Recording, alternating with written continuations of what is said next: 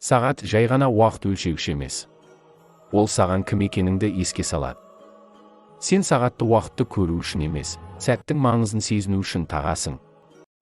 Өмірдің мағынасын ұққан жан үшін әрбір сәт алтыннан да қымбат. Білгенге 24 сағат 24 алтын. Билл Гейтс пен Илон Маскқа да күн сайын дәл сенікіндей 24 сағат беріледі.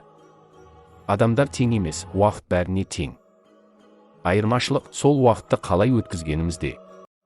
Бірі $100,000, екіншісі $10,000 теңге.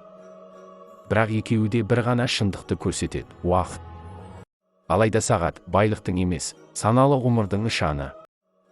Уақыт ақшадан да қымбат. Ақша табылар. Бірақ кеткен уақыт қайтып келмейді.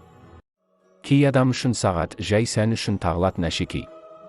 Алайда зердесі ояу жан үшін ол ақылды өмір сүрудің құралы. Уақытты меңгеру, өмірді меңгерудің кілті. Егер уақытың өзіңе бағынбаса, өмірің де сенің еркіңде емес. Сағат үнсіз тілмен бір шындықты еске салады. Назар аудар. Зейін тыныштықтан туады. Күш алаңдаушылықтан ада жерде өседі. Ұлы істерді тындырғандар, уақытына ие болып, оны саналы түрде басқарғандар,